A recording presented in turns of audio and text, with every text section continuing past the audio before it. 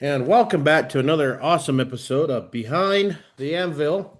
Today we are joined by Richard Kaufman, the legend, the one and only podcast host of the. And my mind just went blank. It's been a short night, Richard. What's the name of your pod? Vertical Moment. Sorry, I apologize. I just murdered that intro as usual. Uh, Richard, go ahead and introduce yourself. Give us a little background on you, and we'll talk about your book and your mission and everything else in between. Hey guys, my name is Richard Kaufman, also known as the Comeback Coach. I'm a veteran, I'm a disabled veteran, retired disabled veteran. I'm also an author, speaker, coach, and I help veterans that are looking to find their mission again.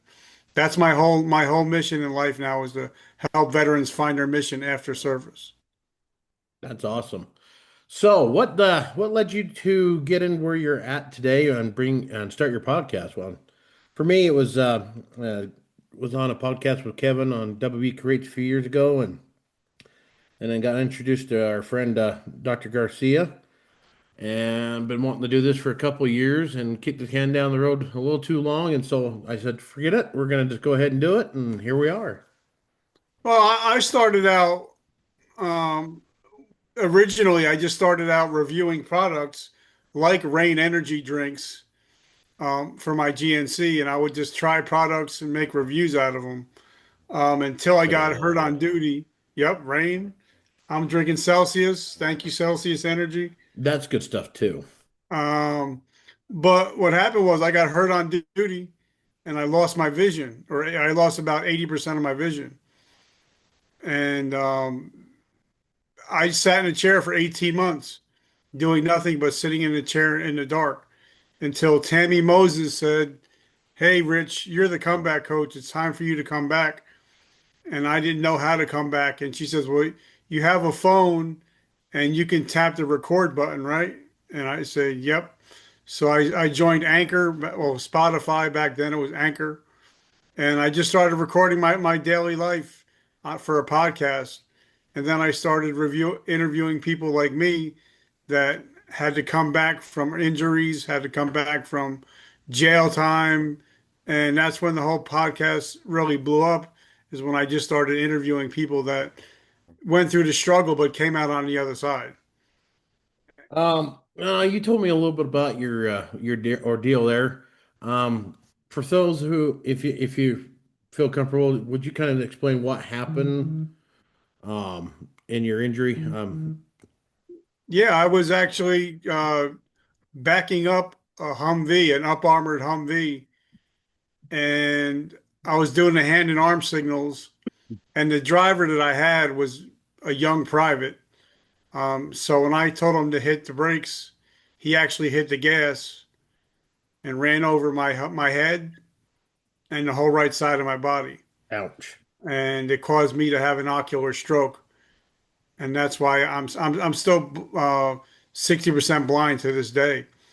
But I shook it off. I got up off the ground because back then I was jacked. I was using supplements. Uh, can't say which supplements, but I was powerlifting and Not bodybuilding. the good kind. So I mean, I just got off. I got off the ground and shook it up like nothing ever happened until about 30 minutes later, everything started going black, and that's when I lost my vision. And that was 2000, 2009 is when that happened. That's been a minute. Yeah, that's been, well, 16 years, I guess, because the daughter turns she'll turn 16 this Sunday. Man, that's been quite a few years. She's Yeah, a well, it happened in 2009, but they had me in med hold for 3 years. So I didn't retire out until 2012. copy.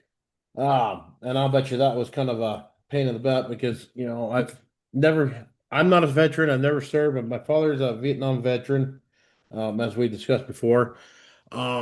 He's never done anything with the VA, wants nothing to do with it. And from talking to like gentlemen like yourself and several other friends who've gone through the VA system and older veterans, it's gone bad. Some have good reports and some have bad. It sounds Sounds like you could do your own dental work easier at some point. Well, I mean, for me, I've been blessed. The VA's been really good to me. I've been truly blessed. I got my VA disability benefits first time, which is rare. I love my VA. I've had the same doctor and the same therapist for 15 years now. So I'm one of the few that has no complaints with the VA.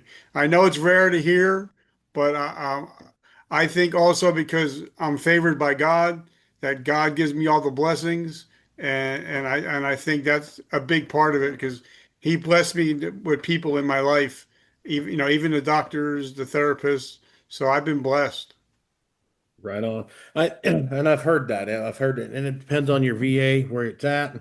If the people there actually really give a damn. I mean, we've seen horror stories over the last 10 years of stuff out of certain VA hospitals and such in the news. Is it true 100%? I don't know. Just you hear those horror stories and you kind of wonder, Again, that's outside looking in. But um patience with me, folks. It was a short night. We got home about 1 o'clock. I took the daughter up and her friend up to a comedy show last night. First time they ever been to one like that. It was a pretty good time. Just a long drive back home. And of course, them two are out in the back sleeping. Of course, here I'm driving. Got to drive through the middle of the night. So, you know. Um, so on, you say you were sitting on the couch and your friend reached out to you and said, "Hey, grab your phone, get recording." What was your, and you said you did a little bit of a reviewing and products, but what really got you to where you are today? What really motivates you to do better and Um, harder? well, I mean, I got to give credit where credit's due. Um, if it wasn't for a chance meeting with Gary Vaynerchuk, um, I wouldn't have become the comeback coach. He actually named me the comeback coach. He told me to start a podcast. He told me to write a book. So if it wasn't for Gary Vaynerchuk, I wouldn't be doing what I'm doing today. But for me, I figure that podcasting is my way of serving still. Even though I can't serve, on active duty anymore, I can serve with my podcast. And I think that's what my podcast does. It teaches people, even veterans, first responders, it teaches people how to come back from whatever you're going through and find a mission again. Because I find that whether it's bladesmithing, whether it's podcasting, if you have a mission, you're less likely to take your own life if you have a mission and if you have people counting on you. And that's right. I'm taking the pod. That's my goal for the podcast is to help 30 million veterans and first responders find their mission again. And what, again, outside looking in, I've never had to deal with anything like growing up watching dad. And that's where bladesmithing, I think, has really helped dad over the years. Is able to focus into that area. Um, and just, I've heard him talk to other people growing up and everything. When he's doing that, everything else melts away. He can focus on that. And, he's producing a product, and that has helped him work out a lot of stuff over the years. Um, and I had a thought there for a second. I was going with it's ADHD more. So please bear with me, Richard. Yeah. And I gotta say, I gotta thank you. I use your knife every day. Your Awesome. knife is the only knife that I have that's out in my garage that I'll use. I was So gonna I say would it's say, probably time for a little bit of a touch up on that blade, which is pretty easy. I mean, if you can use a ceramic rod, just kind of touch that up, or you can use a strop to just kind of strop that edge if you know how to strop properly. That's one thing. I use grinding my belt grinders. Hold on, some of it. Go away, Facebook. Sorry about that. Facebook popped up. I forgot to close that out, and people messaged me. It's like, because you're important. That's what it is. well, I don't know that unless somebody owed money or someone needs to send a knife out or two, but I don't know about the importance part. No, just kidding. Um, oh heavens, it's thank God for caffeine. You know what I mean. It's starting Yeah. to slowly kick in. Um, So, on your podcast, you invited me on, which was a great time. Uh, how many episodes you've gone down so far on your podcast? And I think we're up to episode 1500. wow, Something stupid, some stupid number. But that includes Facebook Lives that I used to do every week. I did a Facebook Live every week with guests. That includes Spotify. We're up to I think 3 million downloads on nice. Spotify and iTunes, and it's all because of the guests. It's not because of me. It's all because of the guests, I need to like catch yourself. up. I need to catch up because, yeah, I just started this a few months ago. I think this will be episode number 16 so far, and I space them out once a week. Um, Well, did you know that if you do more if you do 13 episodes or more, you're in the top 10% of all podcasts in the world?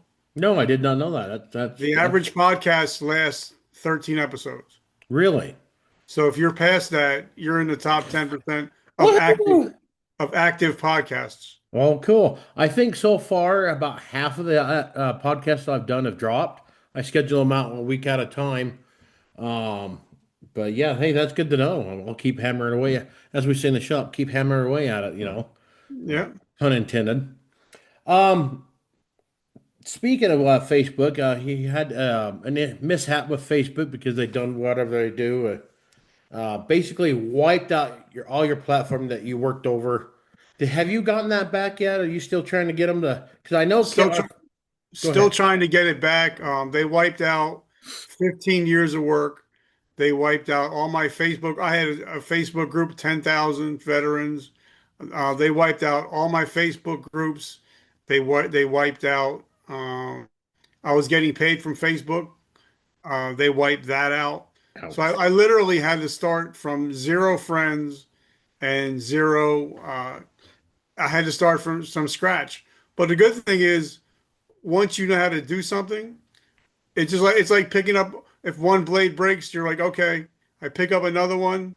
I know what to do with it. Yes. And so I'm back up to about I think about 2,500 friends, and I think this month alone, I think we have almost 700,000 views on Facebook.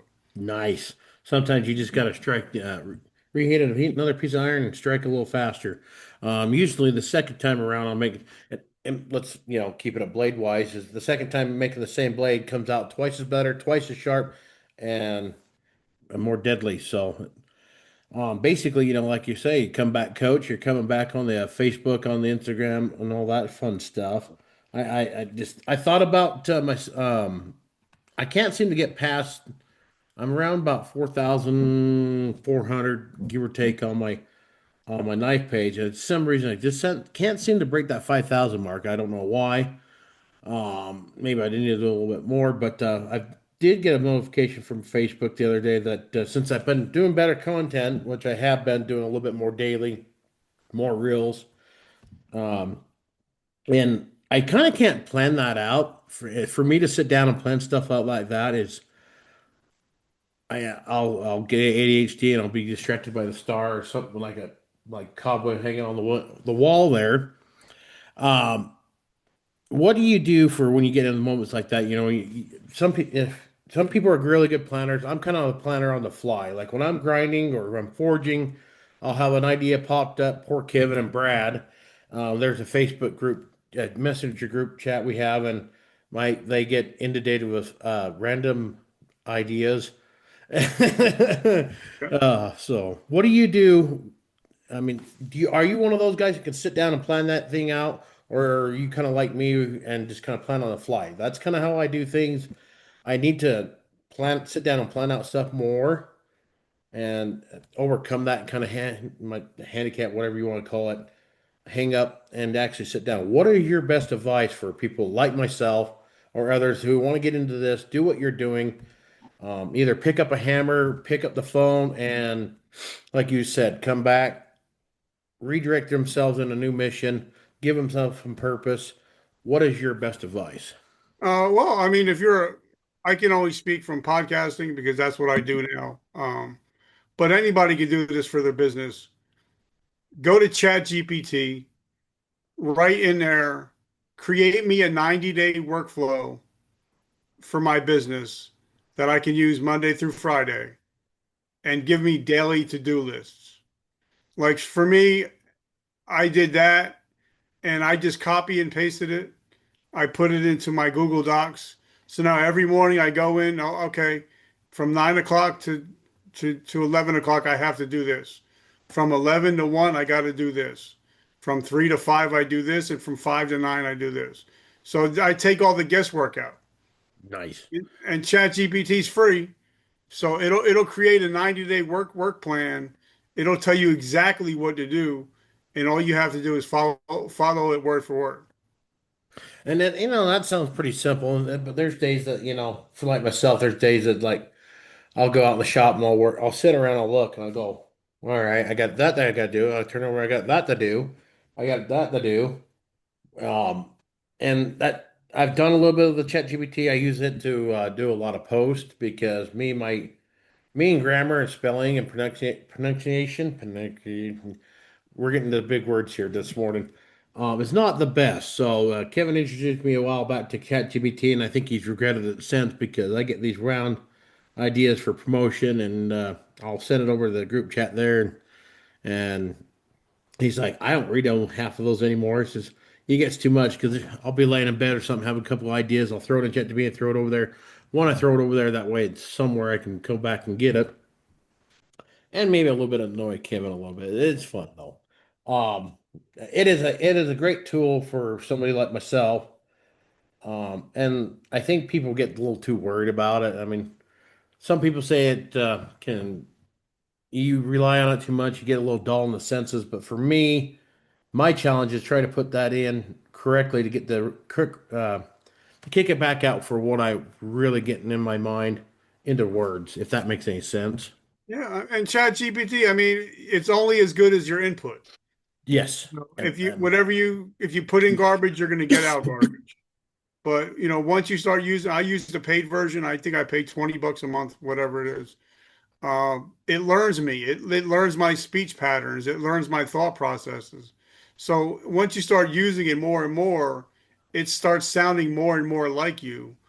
And if you use it as an assistant and not as a crutch, then you're going to be all right. yeah. But if you're using it just for a crutch, like I know a lot of people, they'll have it spit out a speech, but when you come to answer questions, to ask these people questions, they have no idea what they wrote about.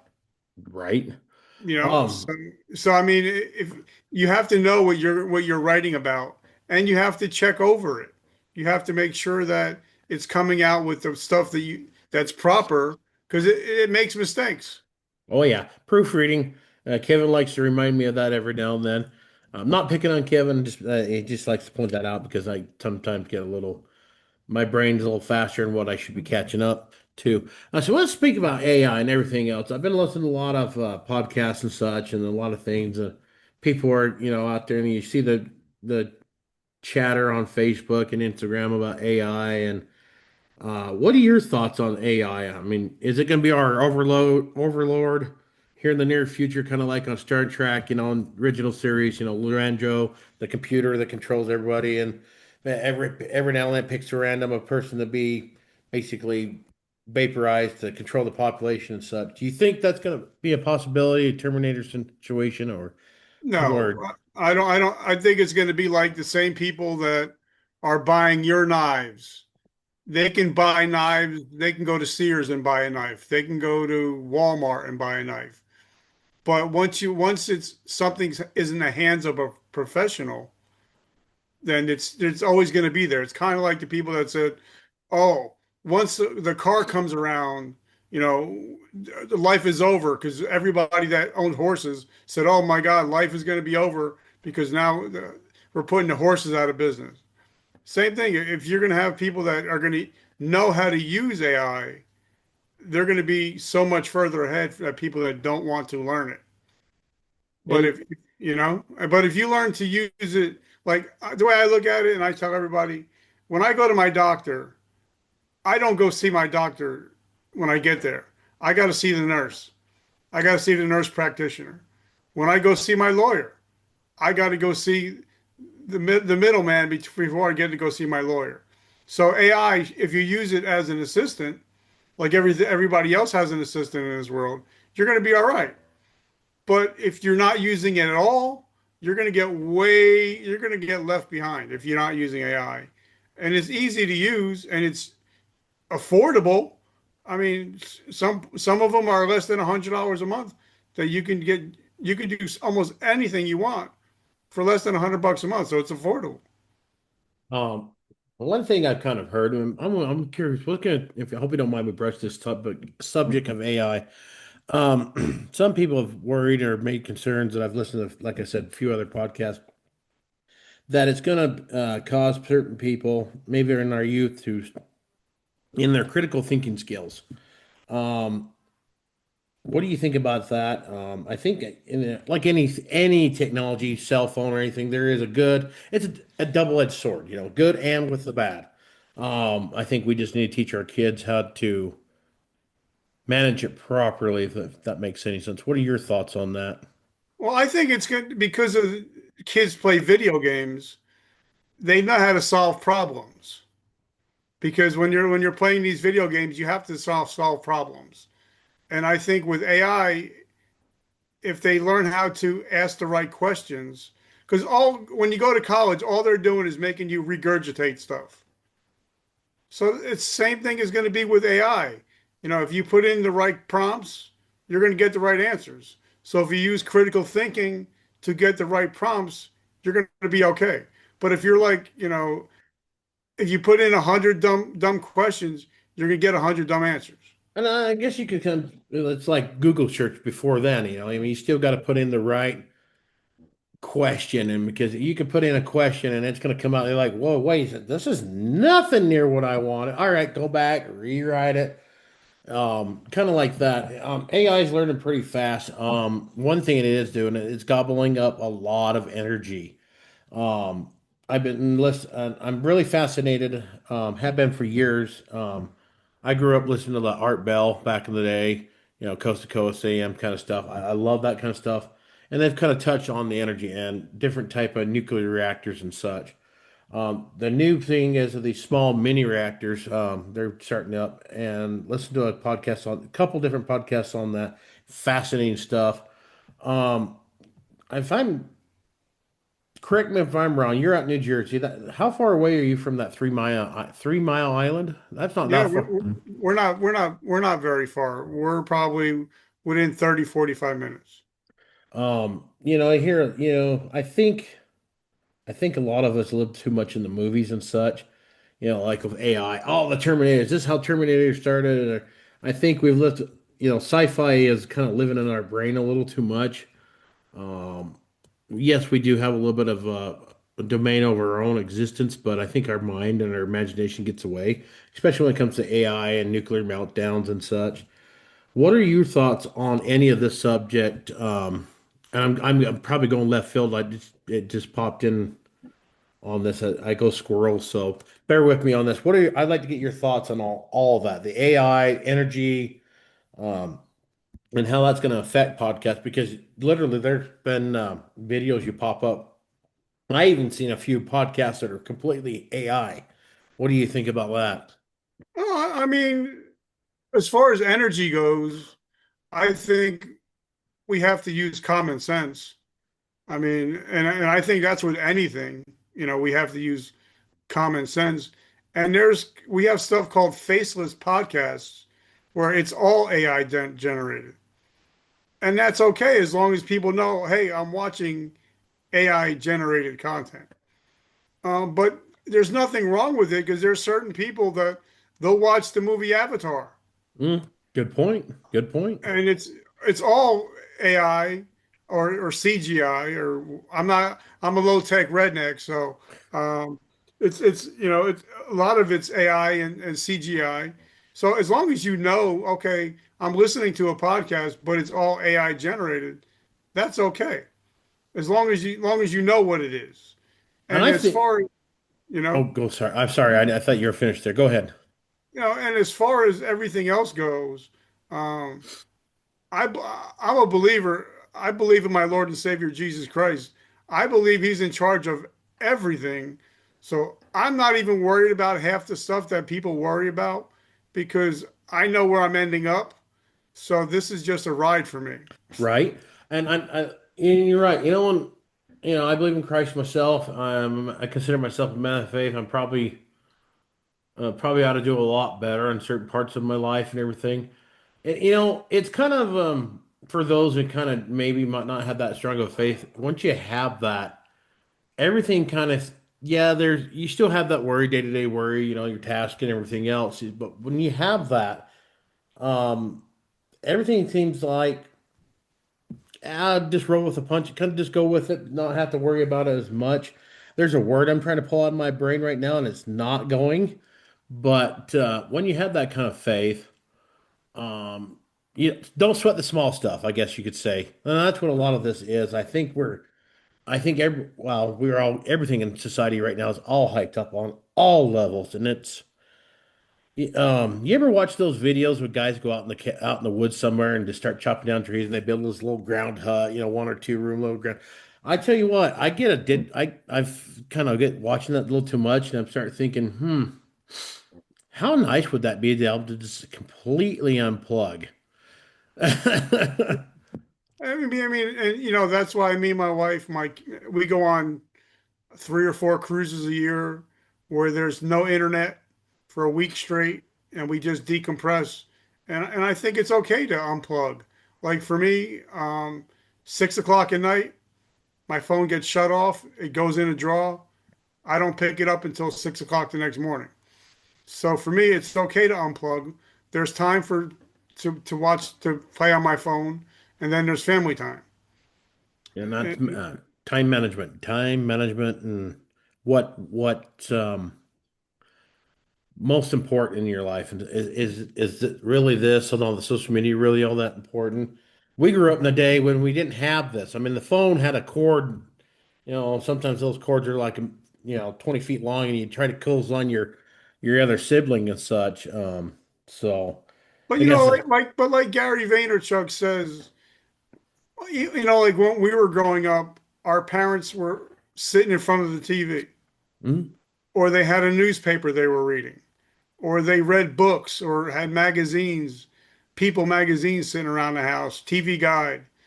It all we're doing is just switching one thing for another. So it's nothing different.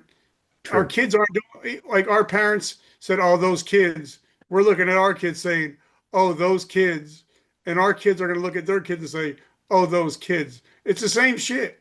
It's just a different way of, uh, watching content. Yes, definitely. And it's up to, and if you're a parent and such like that, don't let your kid just hand them a pad and be a parent. Give them a few minutes a day or whatever. I don't see nothing wrong with it. My daughter's been in a little too much, and I've been all right. I just, like when we drive to school, it's like, you know what? Why don't you just turn that off? Let's listen to the radio or listen to the car or something in the morning. Let's go for a ride. Turn that damn off for a minute and just enjoy the ride. Look out the window because life will definitely pass you by. Now she's turning 16 Sunday. Of course, this last week, oh, I'm gonna be old. Drama. um, but oh, I was going somewhere else with it and I left that. But let's steer back to your book. You're writing a book or wrote a book? I wrote 2 books. $2. Let's dive into let's unpack that. Let's get off of my squirrel moment and keep me more focused here. Well, the first book was my life story. Talks about how I came back from drug addiction, alcoholism, homelessness, almost going to jail for 5 years. Um, and then the last 2 chapters are what does depression looks like? It's not what you think it looks like.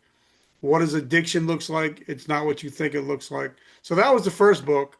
That hit #1 on Amazon. And Nice. then my second book is about podcasting, the 3 P's of podcasting: purpose, power, and profit. Because if your podcast is not purposeful, it's not going to last. If your podcast is not powerful, nobody's going to listen. It's not going to last. If your podcast isn't profitable, it's probably not going to last because eventually, if you're married, your wife or husband's going to look at you and be like, "You're putting all this money out, but you're not making any money. Maybe it's time to quit." So that's why I wrote the book about how to start a powerful, purposeful, profitable podcast in 90 days. Nice. And that dives in where to start, how to go build it up from there, correct? Well, I actually had somebody that, and I wrote that he got the book by at breakfast time. By 6 p.m. at dinner, he had a podcast and it was up on Spotify. Nice. And I had a little help in getting direction on that. Have a good day, girls. Sorry, they're heading out the door, so sorry about that. No, it's great. Gotta Parent have time.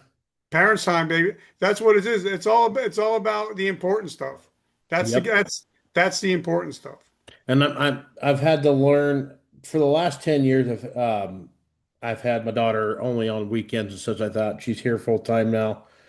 And I'll tell you what, that's been a learning curve. It's like, all right, got to learn to live with somebody. The first few months, usually she's here in the summertime for 6 weeks. That's fine. But usually at the end of the 6 weeks, you're like, all right, go back over here. We need our spot time for both because we're kind of the same personality type on that. And it's kind of funny. She is basically a better, but a female version of me. Kind of, it's got But my attitude. my daughter is 100% me, so I totally get it. That's why me and her butt heads because we're the same person. Yeah. You ever get that? Something comes off you like, oh, that is so me. I'm gonna just like, oh, Every day because she has my smart ass. She makes smart ass comments, and her mother goes, "You know where she gets that from, right?" right. And I'm like, Oh, yeah. But as grandchildren are the grandparents' revenge on their children. "I'm not there yet. Well, hopefully it's gonna come someday, but I'm not there yet." Oh, I better be at least 10 years away from that. I've threatened all both kids. It's like you make me a grandfather before I'm 50. Yeah. I'm 40. I don't feel up here. It's like, wow, I'm still like 20 years ago, but it's weird. I'm surprised I've made it this far alive, but I've done stupid stuff. Cut myself with a chainsaw with one leg, knife went in the other leg, and I ventilated my belly here a couple of years ago, right in front of a customer. That's an interesting story. I shared that a while back. Poor gal. So, is there any other books you're working on? Any projects? I know you're building your social media back up.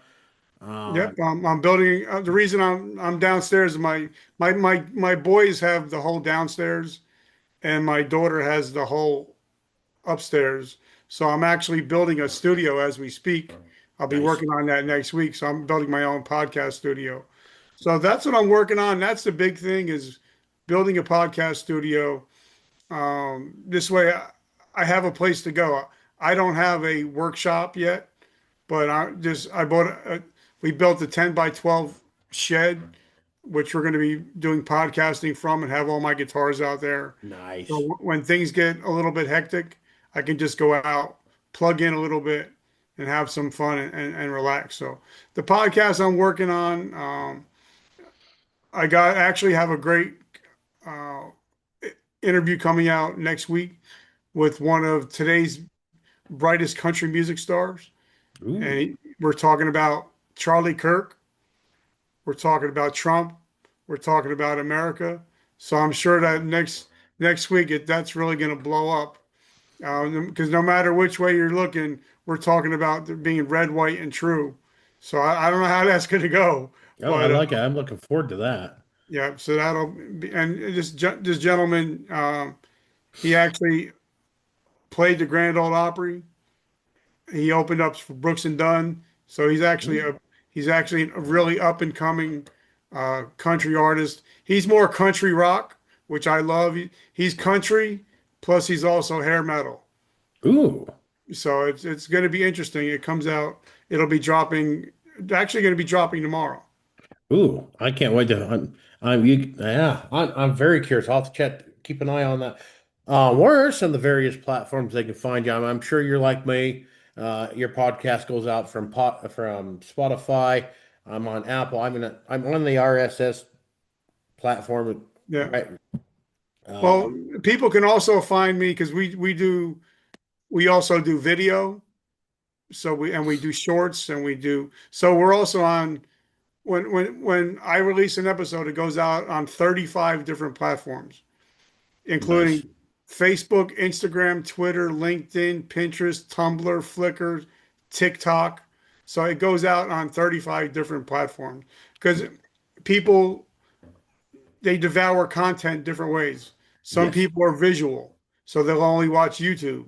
Some people are audio, they'll listen to it while they're driving in their car or on their way back home from work. So if you're going to be somewhere, if you're going to be present, you need to be omnipresent, and that's something that Dr. Robert the Warrior Strategist Yes. Garcia talks about. That if you're going to be somewhere, you have to be everywhere. Everywhere. And that's what I'm working towards. I found for me, I've got to take everything in steps. One thing I'm trying to get, one of these days I need to sit down. My daughter's a lot better with his computer stuff than I am. I'm good with my phone.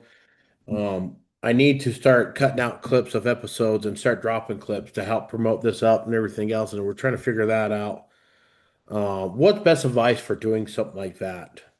Find a professional. Um, I actually work with Gus Gonzalez. I can't call him Gunny anymore because he's about to be promoted, so I can't call him Gunny anymore. Yeah, But I heard he was a general there for a minute. he's going to be a master sergeant. I believe so. So he's getting promoted, so I can't call him Gunny anymore. But he has a business where he actually helps. I send him my videos. He breaks them up into 60-second clips, sends them back, and I put them out on Facebook, Instagram, and stuff like that. I know I'm not good at it. I'm a low-tech redneck.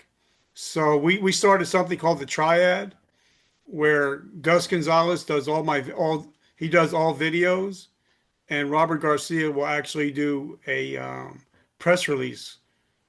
So if comes on our show, they have the option of getting a press release done for their show, Nice. 5 videos made for their business, all in one shop. Ooh, I like that. I like that collaboration with others. We do that a lot from time to time in the knife making world. Everybody's like, I started making knife classes. Started teaching knife. No, not making knife classes. Sorry, I started teaching knife making classes here a few years ago, and I had a few people like, "Oh, you don't want to do that. You're gonna create too much competition." It's like I looked at it, it's like you do realize there's over like 5,000 knife makers in this country, let alone worldwide, from all different levels of knife making. Um, in my profession, people are buying. Not only they're buying my knife, but they're buying me. They're buying Yeah. my name because that's what you are your product. And I try to make my knives the best as I can. Right now, I'm doing. I had a buddy of mine. We got talking. It's like you're back into full time. Yeah, it'd be cool to make one knife and get that $500 bill out of it in less time there. But with the way things are in the world right now, there's a lot of people out there, can't afford that 100, 200, $300 knife. But hey, 50, $60 knife, not a problem. And that's what I started doing. And I got thinking about that, and after talking to my friend about that, and I just kept having that feeling that you get those feelings with the prompting with the spirit and everything. I was Yeah. like, you know what? I'm like, all right, I'm hearing it. So I started doing that. They've been going pretty good lately. Sometimes they sell. I put them up for auction. A lot of times they sell higher than what we were calling our budget friendly. With a sheath like $70. They've been end up going a lot higher than that, and that's awesome. I'm not going to complain. But Well, I think like, Alex, like I learned from Alex Hormozy, you should always have three different offers, at least three different offers.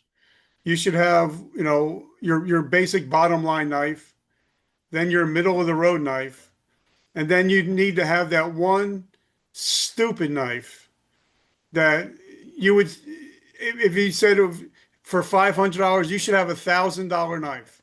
mhm. That, even if it's one person buys that knife, it's going to help pay for all those little knives that you're making. You should Exactly. always have that one stupid offer because there's 12% of the people will take the stupid offer. Right. So even Um, if you just have that one knife that's the ultimate in its own box, its own case and everything, own glass case, somebody's going to buy that. oh yeah. Out out of the 12% of buyers, that one person will buy that knife and it'll pay for the rest of all the other little knives. Exactly. And that's what I've been trying to do. There for a while, I was focused on the high end and everything else. I was doing a lot of knife making classes. It's kind of run its course a little bit. I get picked up. I need to probably push that out a little bit more market. I want to dive into probably try to get advertisement in like travel magazines for people that when they're traveling. Um, Airbnb used to have a thing, and I think they closed it because they had issues with people not having the liability insurance like they should have for their experiences they had. But again, I could be wrong. I haven't looked into for a while. When I found out about it, I started looking and trying to set up an account. But at that time, they paused that because there were people that were not getting the liability insurance for that, which you should. If you're in any kind of business, you offer that, like if, especially horse riding, knife making, I had that for a little bit. I dropped my insurance because it wasn't paying for itself. I did up my homeowner's insurance because my shops are here. My shop are on my property, and my insurance guy says, "Hey, we can just bump up $10 a month, and you'll be covered," which saved me. That saved me $55 a month by doing that. So I still have that coverage. It's not as good as a $1 million policy in case you get sued or whatever. So far, thankfully, knock on wood, there hasn't been any accidents or anything really. I've don't do as near as much as I used to when I first started it because I figured if I'm going to teach knives, I'm going to teach it the way I was taught, and that's good if somebody wants to come and be a knife maker. I did an interview here a while back with some friends out of Texas, Phoenix Knives, Cowboy, and his wife Eileen. And he made a hell of a suggestion on that, and I never thought about it. It's like, you know, if you're going to be a knife maker, I'm going to teach you the way I did it. You're going to do exactly as I do it because if you're going to do it, you're going to go out and you're going to need those skills. But you got those people that just want to come in and say, "Hey, I made this knife. Look at me," which is awesome, which is really great. And they've got bevel jigs, and I'm sitting there like, I never thought of that. I never occurred to me that that's one thing that's nice about the talking and collaboration and such like that. And he offers nice classes, and I'm going to start doing that for those people that just want to come in and have that night, that experience of making that knife. Where a lot of people struggle on is the grinder. Some people get hesitant. They just like, hey, you know what? I'm just going to sit here and watch and video and take pictures. I'm going to watch you do it for me, and I'm all for that. I love doing that. I think it's a little more fun if they have, but now we have some tools to make that experience a little bit better on the grinder for them and not have, and it's definitely going to reduce the risk of any injury for sure. Yeah, I hope that Well, makes but sense. the thing is with you is you are your product. Yes. And even Gus talked about it in his lives yesterday. You are your product. Like anybody can go to a knife maker and ask him to show me how to do it, but when you can go to somebody and I could say, wait a minute, this guy was on Forged in Fire. This guy was on TV. This guy knows what he's doing. He's Well, I been like he's to. done it. So you have something that most people don't have. And that's where you should be making your bread and butter because you've proven yourself already. Well, I appreciate that. I still got a long ways to go. There's some uh, different levels of knife making I'm trying to break into more into the. I want to start doing a little bit, and I have a little bit to a point. No pun intended there. I'm more on the mosaic style of knives and where it's get a little higher, more of the artistry.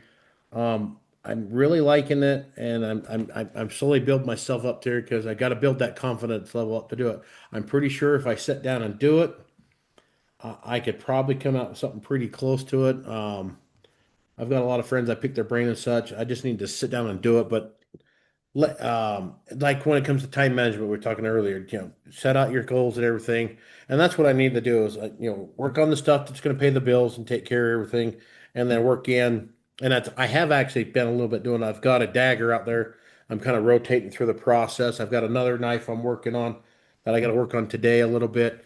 I got a photo shoot coming up. A friend of mine, she's coming out to do a photo shoot.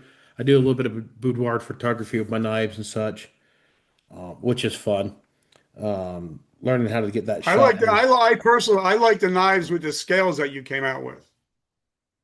Just trying to think of the scales. It looked like fish scales on them. Oh yes, the steak knives. I delivered those to the individual on those. I got another four to make for him. Them are pine cone. Them are really wild stuff, aren't they? Yep, and I think they're probably some of the most beautiful knives that I've seen you make Oh, so thank far. you. Well, when you're gonna cut, I figure if you're gonna have a nice piece of meat, a good steak and such, you need a darn good knife to cut that. Yeah. Um, Even though if you cook your steak right, you shouldn't need a knife anyway. So, so I kind of went off on another tangent. I apologize, but bringing it back into making stuff, making things happen. What for you? What is some of your motivation that keeps you going? Well,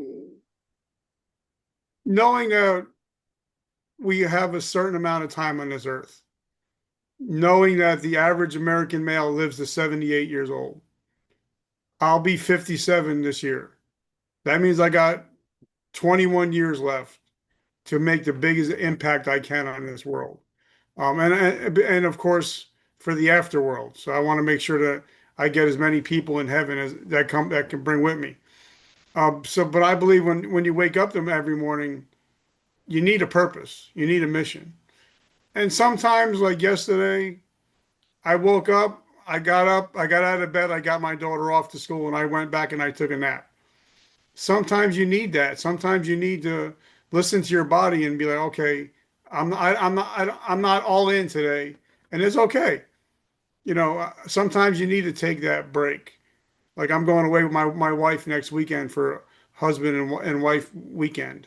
Uh, Nice. but I think that waking up every morning with a purpose, it gives me something to look forward to, and knowing that people are depending on me, and that there's somebody out there that might need to hear some hope. And if I could just give them a little bit of hope, then they might not take their lives. So that's Yes, my whole thing is waking up and hopefully I can impact somebody. that's awesome. Um, oh heavens.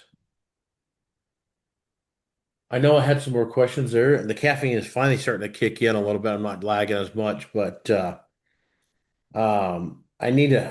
One thing I'm working on is doing a little more structure and trying to get me some questions, but I and print me out some or have it just here on my phone and such. But any recommendations for me, just out of curiosity, how we're doing here so far? Yeah, I'm gonna you say it. You are the master at this. You've been doing a lot more. You built really. I try to catch your podcast as much as I can between all the other stuff I listen to. I like to listen to a lot of things. A little bit of talk radio. I like a little bit of politics. Sometimes only particular one show really. After that, I tune it out and go to other things. Oh, well, I think that I love the background. I think I love that. You know, I, I think you're doing well. I think you have that podcaster voice. Definitely got a face for radio, but yet they put me on national TV. Sorry, Richard. I had to say. I think you're doing well, and I think you have a different angle on stuff that you can talk a lot of different subjects. You're not just nailed down to one niche. Thank you. And that's kind of what I wanted to do behind the. And I had different names for it and everything else. And then I was using ChatGPT to kind of help me come up with different names. I come up with one, and then something popped in behind the anvil. Well, and I think for me, behind the anvil is like when you're not in the shop or you're behind the anvil thinking while you're working. There's a lot of things I want to do with this. One, yes, I want to help people. I want to spread a good message. I want to spread a message of Christ to people. I like to talk to a lot of different subjects. I like a good conspiracy. And I'm actually going to ask you here in a second about a good conspiracy theory that you think it's wild. I like Bigfoot stories. Like I said, grew up. Did you ever listen to Art Bell and Coast to Coast back in the day? No, I didn't. But I used to love like the shows that talk about Bigfoot, the monster, all the monsters and all that. So I love that stuff. I think that's still that one picture still it gets people to this day, even though it's one picture 50 years later, still people are still talking about Bigfoot and Sasquatch. Well, if you haven't ever listened to Art Bell, you can go research it. Art Bell, Coast to Coast.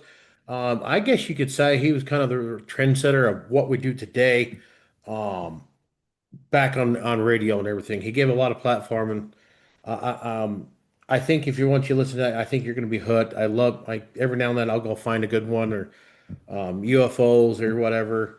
Um, I like to talk knife making on here when I can, but also, like I said, I want to explore different subjects and everything else. A few people's like, well, shouldn't you just talk about knives? Like, well, if I talk about the same thing, it gets kind of boring.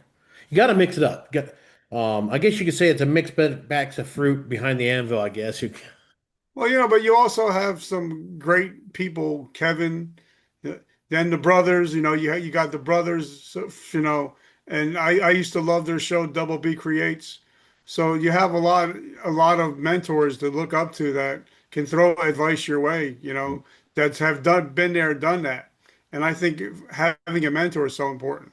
Yes, and then we did a team up last spring. We did WE crates with MDK. We did, I think, about 8, 9 episodes, give or take. I think that sounds about right. And then them guys just they're switching gears. They've done their podcast for quite a few years. They're getting into different levels of things. Brad's getting into custom rod making. Kevin is starting to push his business solution, KB Business Solutions, building that up. I think I'm rubbing off on him about working for himself and not working for somebody else. The last year I worked 2 different jobs over the year because I had to because things were just not moving for the shop and everything, so I had to take care of things. That was kind of a hit to my ego, but I think that was kind of a lesson I needed to go through. I put in the fire of, hey, maybe I took my business for a little bit more granted. I probably should have done a little bit more planning for harder times. I definitely, everybody should do that, plan for hard times, regardless if it's good times. You should still plan for the worst case scenario. And I got a little carried away, and I think the Almighty kind of like, you need to go back to work for somebody else. Um, and that's the feeling I'm learning now, coming back into it, and I got a lot more drive in doing it, and that's why I'm liking this idea of doing these budget nights out of high carbon recycled springs, and I'm having a lot more fun. I was getting burned out as well, but yeah, I it's good to have mentors. I've got mentors for the podcast. We got Robert, my friend Mallory, shout out to Mallory. I met her a few years back. She does the marketing and everything else. She really helped me get to where I'm at today. Then I met Rob, and then Rob's kind of kicked it a little higher.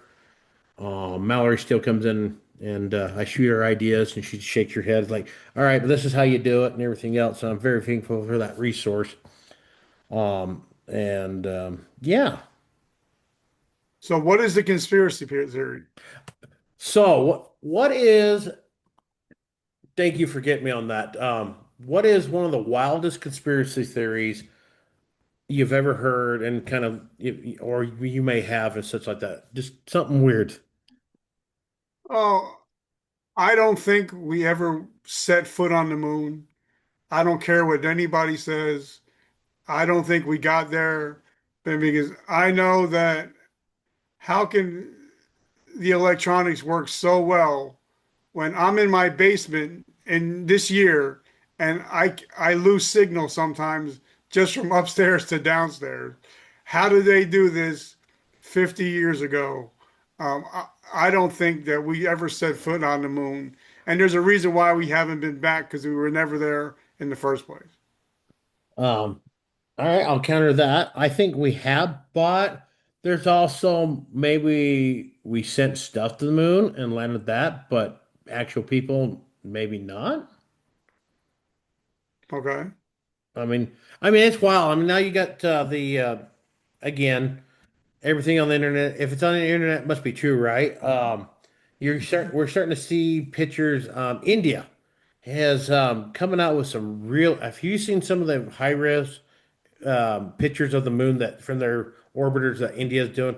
Man, that Yeah. is some wild stuff. That is, I mean, just beautiful. Um, but I think we've been there with machines. I kind of hope. I asked my dad that question. He graduated when we landed on the moon, 69. That's the year he graduated. He said that that day they set the record, world record for champagne sold around the world. So, So what is your conspiracy? Oh, which one do you want to go with? Here's your really dumb thing. And I do this with my kid. It says, just to kind of challenge her thinking every now and then. It says, is the sky really blue, or is that the really cup, or is we just been all told that our whole lives, and that's actually green? Well, what is blue? It's all, I mean, if you really think about it, it's like, can you smell the number nine? No, you can't. So it's all perspective. It might be totally different than what we think. Well, we've been taught certain things like the blue is blue, but how do we know blue's? Who wrote the rule on what blue is? I mean, is that really up or is that down? I mean, or is it sideways? I mean, I do that stuff to my kids and it drives them nuts. She's like, "You're weird, Dad." It's like, well, thank you. I try to be weird. Yeah, I mean, and I think that goes with anything. Things that some people might think you're right. Well, it's your opinion if it's right or if it's wrong. So I think Well, a lot of it, especially in today's world, a lot of people think one thing is one thing, but it may not be another. But if it's not your reality, it's not your, like, I don't believe, in my opinion, that if you're a child of God, that you should ever be poor. I believe that if he owns it all mhm. and I'm a direct inheritance of his, I should own it all as long as I know that he owns it all and I'm just borrowing it. Yes. But a lot of people think, well, if you're a Christian, you need to be downtrodden, you need to be pious, you need to be poor. And I just I don't believe in that. I may be wrong, but that's just my opinion. And it all goes back to opinions. I'm going to agree with you a little bit. I think, yeah, own it all, but also be humble and charitable. Help Yeah. those that help those with charity without, oh, there's what the word, to your detriment to yourself. Yeah. You got to take care of your family first, your family, your network, and your network. Yes, you can help people, but there is some people out there, no matter how much you throw at it, you can't help them. If they're not willing to take that help and forge it into something that's going to benefit them, to get them up on a platform to a stable rock, um, they're going to sink. If that does that make sense? And also, even in the good word, it says, faith without works is dead. Yes. So I can believe all I want that I'm gonna be successful. I'm gonna have a successful business, but if I'm not putting in the work, then I'm not going to be successful. I mean, even when Jesus Christ, even when almost all of his healings, the person had to do something in order to get the healing. They Yes. had to pick up their mat. They had to whatever, but they had to do something to get the healing. And I believe that faith without works is dead. So if you want to be successful, you got to put in the work.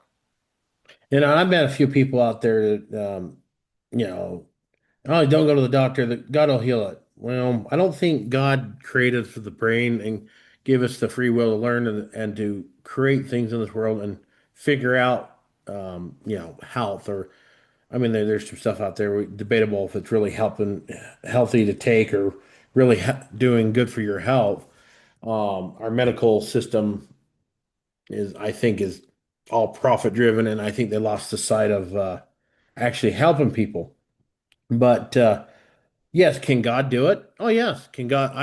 Can God take and all of a sudden, boom, there'd be knives there? Yes, He can. I absolutely have that faith. Can God? I can set a plate on my dinner table, and can God just put a great steak and a full dinner there? Yes, yes, He can. Is He going to do it? No, because we have our free will, and it says in the Bible, by the sweat of your brow you'll make your daily bread. And I don't think for our experience, if we don't have that challenge or that little bit of struggle, um, oh, I was going somewhere with this, and I just kind of died on this. Help me out here, Rich. If you know what I'm trying to say here? I get what you're saying, but yeah, you have to, like, I know when I wake up in the morning, I say, Lord, I'm in charge of the work, you're in charge of the results. So I'm just going to put in as much work as I can, do be as beneficial as I can. You're in charge of the results. With just a glance, I can have a multi-trillion-dollar business with just a glance from your eye. Mm. So for me, I just, okay, I'm just going to get in, I'm going to put in the work, and he's in charge of the results. And once I realize that he's the CEO and I'm just working for him, then it's all going to work out. And I've had the experience, like bringing in a forging and such. There's times I've gone. We like to call the steel has its own way, and for me, saying the steel has its own way, um, that's God right there. God's the steel. I mean, God, we are God. God is us. If that makes any sense. He's in control of everything. There's times I'll be out there forging a blade, and I've got this idea, and I start working the steel and heating it up and forcing it and tapping it here and pushing the steel this direction. And there's sometimes that even right before my very eyes, even though I'm running the hammer, I'm running the forge, or I'm running the trip hammer, that knife comes out way better, or something comes out of it comes like, I want to like one time I was trying to make a buoy and I got a little carried away. Maybe I wasn't paying attention, or maybe I wasn't supposed to pay attention, but the chef knife came out. Um, it was a really nice looking chef knife. I don't know if I still got, excuse me. Don't know if I still got pictures of it or not. But I looked at it, I stopped and I'm like, well, this ain't a buoy, but hold on a second. Put it back in the forge, bring it out, tap it here. I'm like, all right, I see what the direction you're going with. And I when I'm in the shop working, I'll talk to God. I'll pray. That's my way, how I pray. If I really need to really commune with God, I'll get on my knees and stuff like that. But I like to talk to God when I'm when I'm struggling with something in my head or a problem or how do I get here. I'll do that as I'm working, and it's scary because it might not be. A lot of us want that instant gratification. We can download that, everything else, but there's been times that it's within a half hour, a day, which scares the hell out of me. It's like that was a little faster than I thought, but sometimes it comes out a month. Um, for me, I think I've been being hammered on to learn patience. I've never been a real patient person. Ask Kevin, he'll tell you, or some of my friends. I'm not very patient. Sometimes I'm want to gallop right into the finish line, but this whole process of doing a business and everything else and where I want to go, I've shared with you the steakhouse idea I've got. It's just not time for that yet. I want it. It's still going to happen. I got to go through, trust that process, keep the vision, but trust the process. But also some people have to realize, like, there's an old Garth Brooks song says, sometimes God answers all prayers, sometimes he answers no. Yes. Because maybe he has something better for you lined up down the road. So sometimes we can push and push and push, and if it doesn't happen yet, maybe God's saying, I want you here, but you keep on going this other direction. Why don't you listen to me for a little bit? Let me guide you. Because what good is if we go to heaven and realize God has 40,000 other things he wanted us to have, but because we pushed for that one thing, we never got the other things that he wanted us to have. Yeah. I think we get that tunnel vision. We want this path that we want for ourselves 100%, but and we just want to cut all the obstacle out and go through it. But, you know, how are we going to learn if we don't have that obstacles in our way? It's like you hear people, well, if there's a God, how come there's so much pain or suffering and such like that? Well, my answer to that, I've thought about it on and off. If we had total joy all the time, how would we know it without our pain or heartache or any of that? How would we know what pure joy, pure love, any of that? Yeah. What do you say on that? Yeah, and I agree. But it's kind of like um, being a parent. You want to make sure that your kids are happy. You want to make sure that when you see joy in their face, but you also know there's going to be times when they're going to fall, skin their knees, they're going to get their heart broken. But as long as you know, okay, they're still my children. I love my children. And I think that's what he does. He's like, okay, I know there's going to be heartache. I know there's going to be triumph. There's going to be stuff that they got to go through, heartbreak. But as long as they know I'm their father, that I love them, everything's gonna be okay in the end. Yeah. You I know? got a good example of that. Daisy's turning 16. She's going to go on next Monday. They finish up her driver license deal. She's like, "Oh, if I pass," it's like, "Well, think more positive. You're going to pass it. Quit thinking negative on it." Well, it's hard not to. It's just, I get it. It's easy to dwell on the negative, but for me, it's like, oh man, she's going to have her driver's license. I mean, she's a pretty decent driver. I think she's a lot better driver when I'm not in the car with her. 'Cause, when you're doing stuff or learning when you got your parent next to you, and you're like, "Oh, we got to do it this their way." And so for me, it's like, oof, she's gonna have that. You got to have that faith, a little more trust. Yes, things can happen. I've lost one child before. Hopefully, I never have to go through. Lord willing, I never have to go through that again. And it's kind of terrifying a little bit that she's grown up and everything else, but it's like having faith in God. You just got to take that leap and have that faith. So I hope that makes sense. Yep. And I think we're going to be doing an episode, all four of us, on Yes. that, talking about loss and talking about how to not overcome it, but how to deal with trauma and grief. In a positive way, not let it. And I think I've done a pretty good job on that. I think there's some stuff that I'm still working through, but for the most part, I've learned the knife is not as sharp on that as time has gone. At first, I didn't deal with it correctly. We'll dive into that. We'll get that scheduled here soon. On Yep. that, we're going to open up about that whole situation about my daughter Amelia, who passed away 16 years ago this coming November. And my goal for that is to help maybe people who've gone through loss of a child or loss of anything. I hope that they can use that as basically a brick to help Yeah. stepping forward, such like that. Well, I don't want to manipulate all your time here. I see we're going a little bit over an hour, which is awesome. Richard, I want to turn over the next 5 minutes for you. Your words of wisdom, things you've wanted to share on other podcasts. Um, Take the next 5-10 minutes, and it's all your. I'm going to be quiet and sit here and listen to your words of wisdom moment, and then we'll wrap things up. Well, I'm not going to take 5, 10 minutes. The only thing I want to hit on today is when I end my show, every day that I end my show, um, I take something that I learned from Joel Osteen, where he says that every morning we wake up, we can either be a victim or we can be a victor. And we have that choice every morning when we wake up.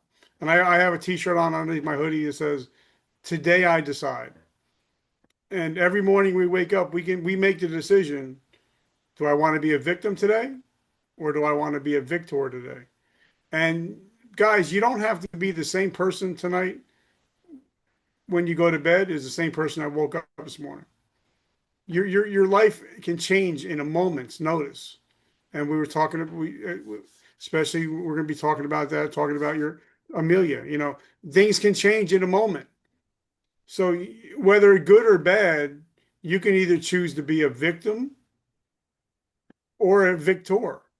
And that's what I want to get out of this podcast. That is, as long as you know that you have a choice every day to be happy, to be healthy, to be whole, that's all your choice. If you want to be depressed, if you want to be broke, if you want to be broke, busted, and disgusted, that's your choice too. But I think if you're listening to this podcast, you're no longer interested in being broke, busted, and disgusted. You want to sharpen your knife. You want to make sure that you're taking the turning point. So if you're listening to this podcast, make sure that first of all, make sure you subscribe. Make sure you leave a written comment, a 5-star written comment, because every one written comment is worth 10 5 stars on iTunes. So make sure that because Michael's doing this out of the love of his heart. This is his passion. He's doing it because he loves you guys. So make sure that you give him that honor and show him some love. That's all I wanted to say, brother. Awesome.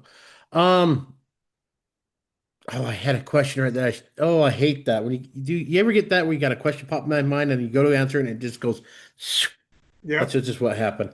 Um, yes, okay, come back. Just come back. Where can they find you? Can they find your book, follow you, find your podcast, everything you do?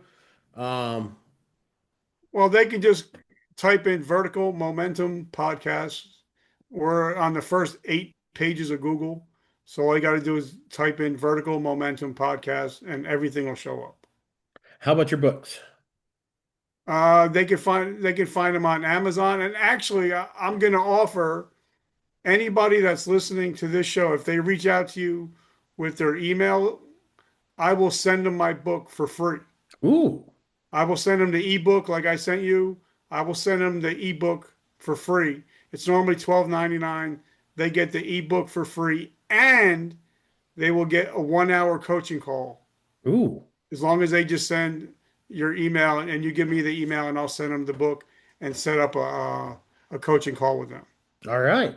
And you can find you can actually go to mikesmasterknife.com, send me that, put in words Richard Kaufman, vertical moment, and send me your email and I'll send that over to Richard. So that's an awesome offer. That is a hell of an offer. I didn't see that coming out of nowhere, out of nowhere. So, well, Richard, I appreciate your time. Any advice for me? As I know I wasn't exactly awake when we first started. I was trying to wake up and everything else. So, any advice you could give me, kind of critique this, take a couple seconds and critique this program and tell me what you think so far.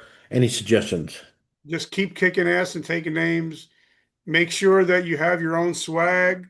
Yes. Make sure that you're wearing your swag every time the camera goes on. Make sure you have swag that they can see. All I see is a great t-shirt. I don't Well, see. good point. I need to get that. I need to put that back in white. It was kind of a last minute, one of those last minute ideas. Hey, I want this, and God, I was like, okay, this needs to be white, and I definitely need to get me a hat for this. So, And maybe yes, down the road, maybe sign up to maybe do StreamYard or something to where you can actually have your ticker on the bottom of your yes, website and where you can have your business logo in one of the corners. that is my goal. I looked at that first. It was just wasn't in my budget at the time. Um, I figured I'd start here and build up to that and get that revenue coming in, so we can do that as well and do a. I want to start a, little promo. One thing I did forget. I'm going to back up real quick because we was talking earlier.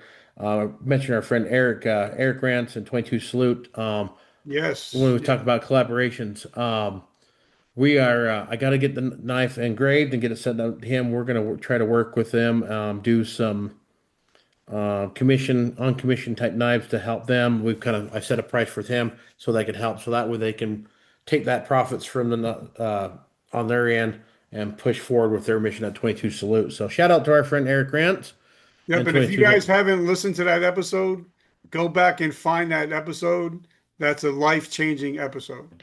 How what and you made comments on that. So that I was kind of worried and everything else. I hope that I think is it the end of this week or is that already came out? I think the big announcement. I'll have to reach out with Eric on that. Maybe get I'll reach out and see if we can get on him for another 34 to an hour on that and see on his big announcement. I think that came out, but I don't want to say anything like on that. But let's wrap this up. Any cool interviews real quick coming up besides the No, like we with got the cowboy coming up. I just had somebody on my show this week. We're going to talk about how to get rich, how to get wealthy the right way, how to get wealthy just using $20 a week. So that episode will be dropping soon. So ooh, we have a lot of great episodes. I have about 8 or 10 episodes I haven't released yet. So we're releasing weekly. So every week we're putting out a new episode. So just stay tuned. awesome. And that's my goal here is try to do at least 1 to 2 episodes a week, record and get them out. Right now, this episode will probably drop November, not the third, but the following Monday after the third. I can't think of the day. I looked at it and so that's how far out I am scheduled for things. This is also going to be on YouTube on the American Bladesmith channel. So check that out. I know Richard follows it. If Richard follows it, why aren't you following this?